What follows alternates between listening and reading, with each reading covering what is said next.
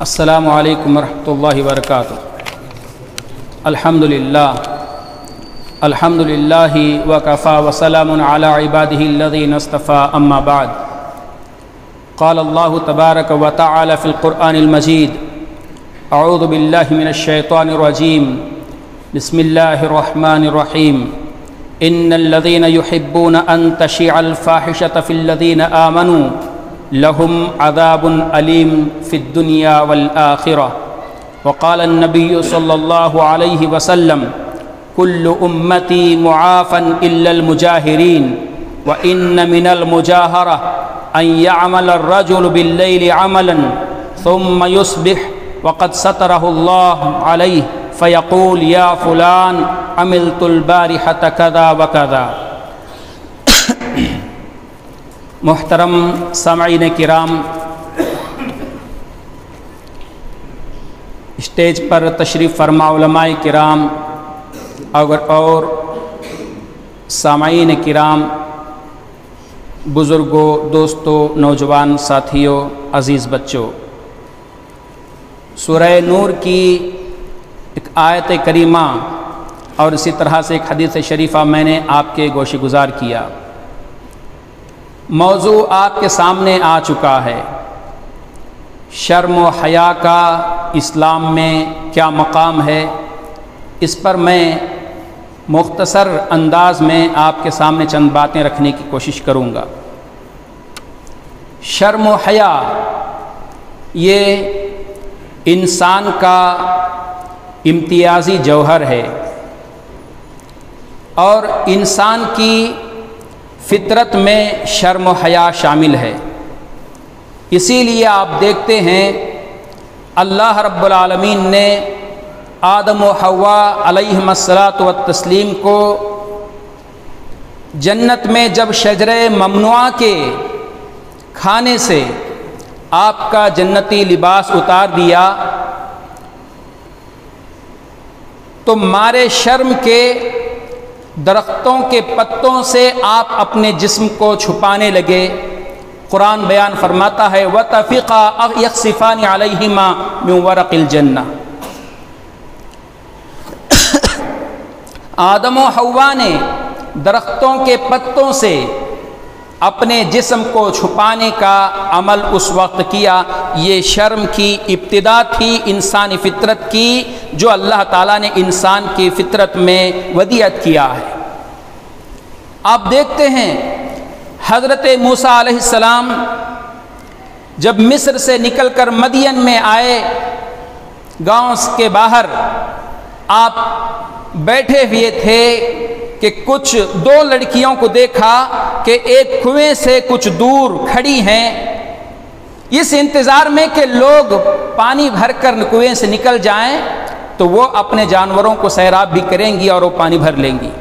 موسیٰ علیہ السلام معاملے کو بھاپ گئے اور آپ وہاں پہنچ کر ان دونوں لڑکیوں کو سیراب کیا۔ دونوں لڑکیاں جب اپنے گھر گئیں اور والد بزرگوار حضرت شعیب علیہ السلام سے اس نوجوان کا واقعہ سنایا تو حضرت شعیب علیہ السلام نے کہا کہ تب تو جاؤ، آپ جا کے اس نوجوان کو ہمارے یہاں لے آؤ۔ ان دونوں میں سے ایک لڑکی، قرآن بیان فرماتا ہے فجاءت احداہما تمشی علی استحیاء، دونوں میں سے ایک لڑکی شرماتی ہوئی حضرت موسیٰ علیہ السلام کے پاس پہنچی اور کہا کہ ہمارے والد آپ کو یاد فرماتے ہیں، آپ ہمارے گھر آنے کی زحمت گوارا کریں تاکہ آپ کے اس عمل کا جو ہمارے ساتھ آپ نے کیا ہے اس کا صلہ دے سکیں۔ تو یہاں بھی قرآن مجید نے استحیاء کا لفظ استعمال کیا۔ شرماتی ہوئی وہ لڑکی حضرت موسیٰ علیہ السلام کے پاس آ کر اپنا بیان دیا تھا۔ بہرحال میرے دوستو، شرم و حیا یہ اللہ رب العالمین نے انسان کی فطرت میں رکھا ہے۔ شرم و حیا کی وجہ سے بسا اوقات انسان، اگر شرم و حیا اس کے پاس نہ ہو تو انسان انسانیت سے گر جاتا ہے، گناہوں کے دلدل میں پھنس جاتا ہے اور بدکاریاں، فحش اور برائیاں، منکرات اس سے ہونے لگتی ہیں۔ محترم سامعین، اسلام نے ہمیں شرم و حیا کی تعلیم دی، اور آپ صلی اللہ علیہ وسلم بھی بڑے شرمیلے تھے۔ شرم و حیا کی وجہ سے بسا اوقات آپ صلی اللہ علیہ وسلم حقوق سے بھی اپنے دستبردار ہو جایا کرتے تھے۔ واقعہ یوں ہے، زینب بنت جحش رضی اللہ تعالیٰ عنہا سے آپ صلی اللہ علیہ وسلم کا نکاح ہوا۔ اصحاب کرام کو آپ صلی اللہ علیہ وسلم نے دعوت میں مدعو کیا۔ صحابہ کرام دعوت میں آئے اور کھانا کھا کر نبی صلی اللہ علیہ وسلم کے گھر میں گفتگو کرتے ہوئے بیٹھ گئے۔ کھانا سے فارغ ہو گئے، پھر گفتگو میں بیٹھ گئے۔ اللہ کے نبی صلی اللہ علیہ وسلم شرماتے ہیں کہ ان سے کس طرح کہا جائے کہ اب جگہ خالی کرو تاکہ اور لوگ آئیں، یا پھر یہ کہ گھر کے کام کاج میں ہمارے لیے آسانی مہیا ہو۔ نبی صلی اللہ علیہ وسلم کہہ نہیں رہے ہیں، اور لوگ کھانا کھا کر گفتگو میں بیٹھے ہیں۔ مہمان کے ہاں جب کوئی بھی آدمی جاتا ہے، مہمان بن کر کوئی آدمی جاتا ہے، تو کھانے سے فارغ ہونے کے بعد میں گھر والوں کا خیال رکھنا بھی اس کے لیے بہت ضروری ہے۔ معلوم نہیں ان کے لیے کیا کیا ضرورتیں ہوتی ہیں۔ جب اللہ کے نبی صلی اللہ علیہ وسلم ان سے کچھ کہہ نہیں پائے تو اللہ رب العالمین نے نبی صلی اللہ علیہ وسلم کا مدعا لوگوں کے سامنے بیان فرمایا۔ آیت کریمہ قرآن میں نازل کی اللہ نے فرمایا فَإِذَا تَعِمْتُمْ فَانْتَشِرُوا وَلَا مُسْتَأْنِسِينَ لِحَدِيثٍ إِنَّ ذَلِكَ كَانَ يُؤْذِي النَّبِيَّ فَيَسْتَحْيِي مِنْكُمْ وَاللَّهُ لَا يَسْتَحْيِي مِنَ الْحَقِّ۔ اے لوگو، جب تم کھانا کھا چکو تو اپنی جگہ سے منتشر ہو جاؤ، اس طرح گفتگو کرتے ہوئے بیٹھو نہیں، اس لیے کہ نبی کو یہ بات تمہارا بیٹھنا تکلیف پہنچاتا ہے اور وہ شرما رہے ہیں کہ آپ سے کچھ کہیں، اور اللہ رب العالمین حق بات کہنے سے نہیں شرماتا۔ سامعین کرام، شرم و حیا غرضے کے اسلام کا ایک حصہ ہے، ایمان کا ایک حصہ ہے۔ نبی صلی اللہ علیہ وسلم نے فرمایا الایمان بضع و سبعون شعبہ، 70 سے زیادہ ایمان کی شاخیں ہیں۔ سب سے افضل حصہ لا الہ الا اللہ کہنا ہے، اور ایمان کی سب سے آخری شاخ راستے سے تکلیف دینے والی چیزوں کو ہٹانا، اور آپ صلی اللہ علیہ وسلم نے فرمایا والحیاء شعبۃ من الایمان، حیا بھی ایمان کے حصے میں سے ایک حصہ ہے۔ میرے محترم سامعین، اسلام نے ہمیں شرم و حیا کی تعلیم دی اور پھر ہمیں حیا کرنے کی طرف ابھارا۔ سامعین کرام، ایک موقع پر اللہ کے رسول صلی اللہ علیہ وسلم نے فرمایا اے لوگو، اللہ رب العالمین سے ویسے شرماؤ جیسے شرمانے کا حق ہے۔ صحابہ نے پوچھا اے اللہ کے رسول صلی اللہ علیہ وسلم انا لنستحی، الحمدللہ اللہ کے رسول ہم تو اللہ رب العالمین سے شرم کرتے ہیں۔ اللہ کے نبی صلی اللہ علیہ وسلم نے فرمایا شرم کرنے کا وہ مطلب نہیں ہے جو تم سمجھ رہے ہو۔ شرم کرنے کا مطلب یہ ہے کہ سر اور اس میں متعلق چیزیں، یعنی آنکھ، زبان، کان، ان کی حفاظت کی جائے، پیٹ اور اس میں رہی چیزیں یعنی شرمگاہ، اور اس کے بعد میں معقولات و مشروبات، حلال و حرام کی تمیز کر کے اس کے اندر داخل کرنا، ان چیزوں کی حفاظت کی جائے۔ اگر تم نے ایسا کیا تو اللہ رب العالمین سے شرمانے کا کما حق حق ادا کیا۔ اگر تم نے ایسا نہیں کیا تو پھر تم نے شرم کا صحیح معنی نہیں سمجھا اور اس کا حق بھی ادا نہیں کیا۔ میرے دوستو، اللہ رب العالمین نے ہمیں شرم کی اہمیت بھی بتلائی اور پھر اس کے آداب بھی سکھلائے۔ اسلام ہمیں ہر طرح کی تعلیم دیتا ہے۔ رسول اللہ صلی اللہ علیہ وسلم نے شرم و حیا کے مادے کو اور اس کے جوہر کو انسان کے اندر پیدا کرنے کے لیے بچپن ہی سے ہمیں اس کی تعلیم دی۔ رسول اللہ صلی اللہ علیہ وسلم نے فرمایا جب مروا اولادکم بالصلاۃ وہم ابناء 7 سنین، جب بچے 7 سال کے ہو جائیں تو تم ان کو نماز کا حکم دو۔ جب وہ 10 سال کے ہو جائیں اور نماز نہ پڑھیں تو مار کر ان کو نماز کی تربیت دو، اور ساتھ میں فرقوا بینہم فی المضاجع، ان کے بستروں کو الگ کرو، اپنے بستروں سے ان کو الگ سلاؤ۔ یہ بچپن ہی سے اگر اس طرح کے شرم و حیا کا پہلو بچوں کے اندر اگر لایا جائے تو پھر وہ بڑے ہو کر بھی اسی طرح کے ہوں گے جیسے اسلام ہمیں تعلیم دیتا ہے، وگرنہ ہم نے بچپن سے بچوں کی صحیح تربیت نہیں کی، شرم و حیا کی طرف ان کو آمادہ نہیں کیا، تو پھر میرے دوستو بے شرمی بچوں کے اندر عام ہو جائے گی۔ اللہ کے رسول صلی اللہ علیہ وسلم بڑے شرمیلے تھے، اور آپ صلی اللہ علیہ وسلم کے متعلق حضرت ابو سعید خدری رضی اللہ تعالیٰ عنہ فرماتے ہیں کہ آپ صلی اللہ علیہ وسلم کنواری لڑکیوں سے بھی زیادہ شرمیلے تھے۔ ایک مرتبہ عائشہ صدیقہ رضی اللہ عنہا فرماتی ہیں کہ اللہ کے رسول صلی اللہ علیہ وسلم گھر میں بیٹھے ہوئے تھے، ابو بکر صدیق رضی اللہ تعالیٰ عنہ نے گھر میں داخل ہونے کی اجازت چاہی۔ آپ صلی اللہ علیہ وسلم لیٹے ہوئے ہیں اور پنڈلی سے آپ کا کپڑا ہٹا ہوا ہے، آپ نے ابو بکر کو اجازت دے دی، ابو بکر تشریف لائے اور بیٹھ گئے۔ پھر عمر رضی اللہ تعالیٰ عنہ آئے، آپ نے اجازت پوچھی، نبی صلی اللہ علیہ وسلم نے ان کو بھی اجازت دی اور وہ بھی آئے، گھر کے اندر بیٹھ گئے۔ پھر اس کے بعد حضرت عثمان رضی اللہ تعالیٰ عنہ آئے اور آپ نے گھر میں داخل ہونے کی اجازت پوچھی۔ اللہ کے نبی صلی اللہ علیہ وسلم اٹھ کے بیٹھے، اپنے کپڑے کو درست کر لیا، اس کے بعد حضرت عثمان کو اجازت دی۔ حضرت عثمان رضی اللہ تعالیٰ عنہ آئے، اصحاب جمع ہوئے، نبی صلی اللہ علیہ وسلم سے گفت و شنید ہوئی اور پھر وہاں سے نکل گئے۔ بعد میں حضرت عائشہ صدیقہ رضی اللہ تعالیٰ عنہ نے پوچھا، اے اللہ کے رسول، ابو بکر آئے اور آپ نے ان کو اجازت دی، اپنے کپڑے پنڈلی سے آپ نے نہ ہٹایا اور نہ اپنے پہلو کو بستر سے جدا کیا، آپ لیٹے کے لیٹے ہی رہے۔ عمر کے ساتھ بھی یہی سلوک ہوا، عثمان کے ساتھ آپ نے ایسا کیوں کیا؟ اللہ کے رسول صلی اللہ علیہ وسلم نے فرمایا، عائشہ الا استحی من رجل تستحی منہ الملائکہ، کیا میں ایسے شخص سے نہ شرماؤں جس سے فرشتے شرماتے ہیں؟ حضرت عثمان ابن عفان رضی اللہ تعالیٰ عنہ اس قدر شرمیلے تھے، اللہ کے نبی صلی اللہ علیہ وسلم نے بھی ان کی حیا کا لحاظ رکھا اور پھر ان کا مقام کو بھی اللہ کے نبی صلی اللہ علیہ وسلم نے قائم رکھا۔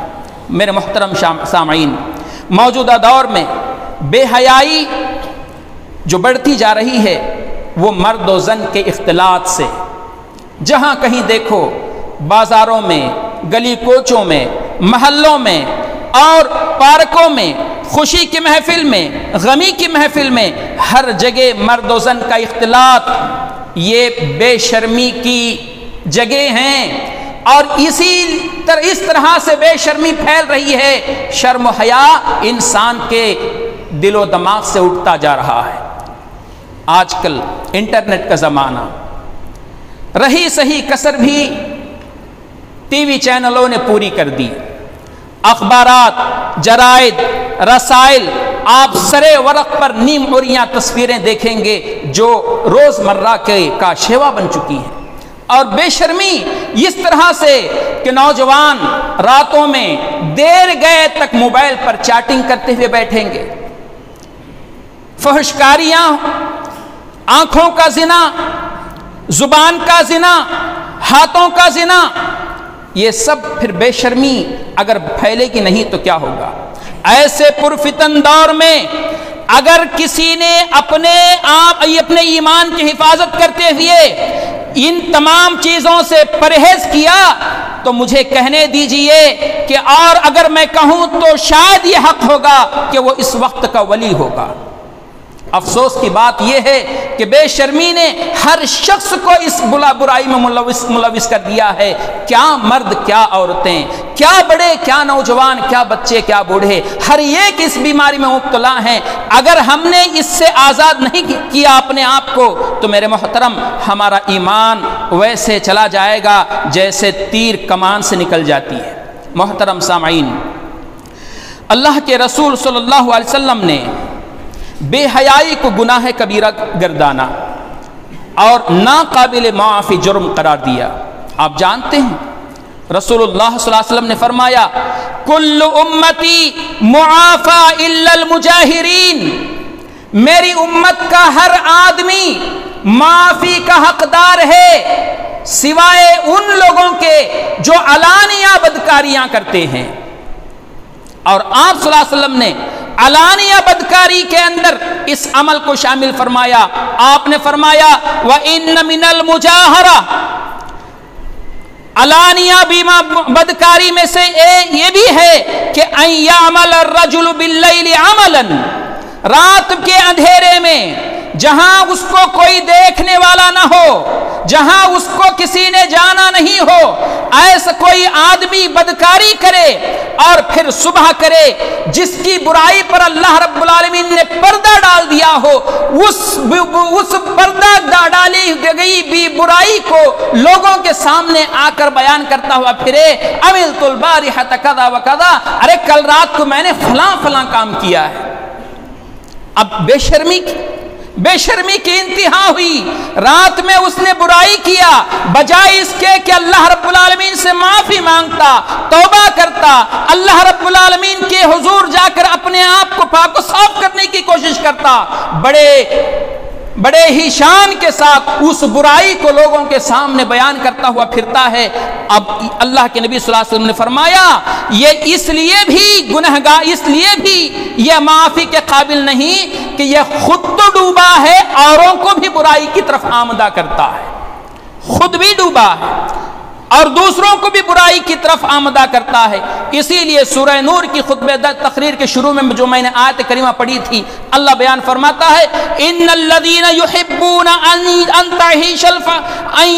تشیع الفاحشۃ فی الذین آمنوا لہم عذاب علیم فی الدنیا والآخرہ، جو لوگ بدکاری کو ہوا دینے اور اسے پھیلانے کو پسند کرتے ہیں تو ایسے اشخاص کو اللہ رب العالمین دنیا اور آخرت میں دردناک عذاب دے گا۔ اللہ تعالیٰ کی پکڑ اور اس کے عذاب سے بچنے کے لیے ضروری ہے کہ ہم بے حیائی کے کاموں سے دور رہیں، اپنے آپ کو باحیا بنائیں، شرم و حیا کی اہمیت کو سمجھیں اور اپنے ایمان کی حفاظت کریں۔ میرے محترم، آخر بات کہوں گا کہ ہم اپنے آپ کو اگر پاک و صاف کر کے اپنی پیٹھ تھپائیں، شاباشی دے لیں تو یہ کوئی بات نہیں ہے، اللہ رب العالمین کی مہربانی ہے، یہ اس کا فضل اور اس کا احسان ہے کہ ہماری اچھائیوں کو اللہ تعالیٰ ظاہر کر رہا ہے، ہماری برائیوں پر اللہ نے پردہ کیا ہوا ہے۔ جس طرح اللہ تعالیٰ عوام میں عام طریقے سے ہماری اچھائیوں کا اللہ تعالیٰ اظہار کرتا ہے، اگر اللہ تعالیٰ برائیوں سے پردہ اٹھا لے تو پھر اس وقت ہماری کیا کیفیت ہوگی۔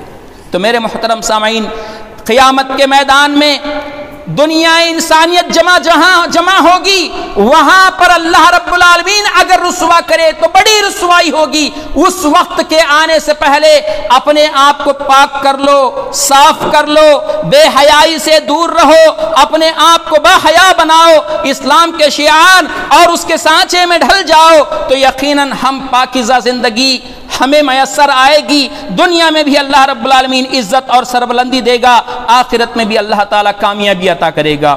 اللہ سے دعا ہے اللہ تعالیٰ ہمیں نیک توفیق عطا فرمائے، قرآن و سنت پر عمل کرنے والا بنائے، جب تک زندہ رکھے اسلام پہ زندہ رکھے، خاتمہ بالخیر فرمائے، آمین۔ وآخر دعوانا ان الحمد للہ رب العالمین۔ السلام علیکم ورحمۃ اللہ وبرکاتہ۔